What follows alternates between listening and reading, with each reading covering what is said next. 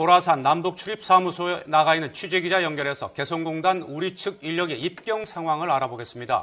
네, 아직까지 우리 측 인원이 남쪽으로 돌아왔다는 소식은 들리지 않고 있습니다. 네, 현장에 중계차 연결합니다. 이강진 기자. 네, 남북출입사무소입니다. 네, 지금 상황부터 좀 전해주시죠.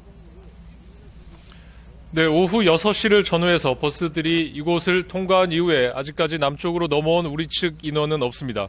개별 차량 외에 개성공단 관리위원회 버스를 타고 돌아오는 사람들은 출입사무소 건물을 통해서 들어오게 되는데 북한의 발표 이후 우리 측 관계자는 2차례 입경했습니다. 오후 5시 25분에 4명, 오후 5시 50분에 2명이 추가로 들어왔지만 추방 조치와 관련해 전혀 들은 바는 없다고 전했습니다. 또 개인용품만 가지고 왔다고 하는데 왜 다른 물품을 가지고 오지 못했냐는 질문에도 답을 하지 않았습니다. 상황을 종합해보면 예정된 입경 인원은 다 나온 걸로 보면 될 것 같습니다. 이제부터 나올 사람들이 북한의 추방 조치 이후 귀환자들일 것으로 볼 수 있는데 아직 별다른 소식은 들리지 않고 있습니다.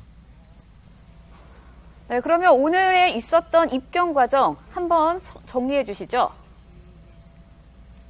네, 오늘 남측으로 내려오는 입경은 오전 10시에 시작됐습니다. 북측을 출발해서 오전 10시 반에 남측에 도착했습니다. 30분 단위로 모두 10번이 예정돼 있었는데 순조롭게 진행돼 오후 5시 반 마지막 입경 절차가 이뤄질 것으로 예상됐습니다. 그런데 돌연 북한이 개성공단 폐쇄와 군사 통제 구역을 선포한 겁니다. 지난 2013년에도 160일 동안 가동이 중단됐는데 그때와는 또 다른 양상이 벌어지고 있습니다. 당시 승용차와 트럭에 짐을 가득 싣고 내려오는 안타까운 장면이 있었는데 이번에는 그럴 시간도 주지 않은 것으로 보입니다. 또 당시에는 북한 근로자의 임금이나 세금 때문에 7명이 마지막까지 발이 묶여 있었습니다. 미수금 명목으로 140억 원을 지급한 뒤에야 귀환할 수 있었는데 이번에는 그런 실무 협의조차 하지 않은 겁니다.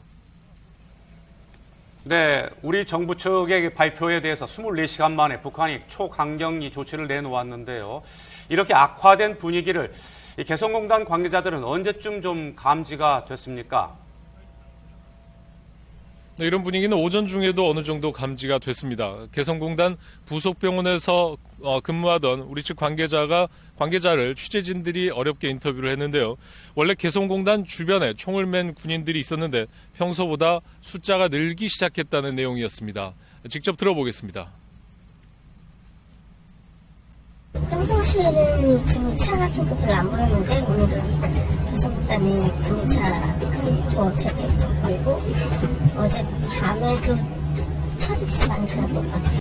철조망 저희 그 경계선 뒤쪽으로 군인들이 좀 이동을 좀 많이 하셨어요. 무장을 하는 총을 들고 있었어요. 그 군사 경계선 넘는 그쪽에서도 예전에는 없었는데 오늘은 총 들고 왔다 갔다 하시고. 또 병원의 의사와 간호사를 각각 한 명씩만 남기고 철수하라는 북측의 요구가 있었다고 전했습니다. 개성공단이 완전히 폐쇄되는 건 아닌지 북측 근로자들이 걱정하는 말을 했다는 걸로 봐서 상황이 심상치 않다는 걸 짐작할 수 있습니다. 아직까지 귀환하는 우리 측 인원의 모습은 볼 수 없습니다. 또 상황이 생기는 대로 자세한 소식 전해드리겠습니다. 지금까지 도라산 남북출입사무소에서 YTN 이강진입니다.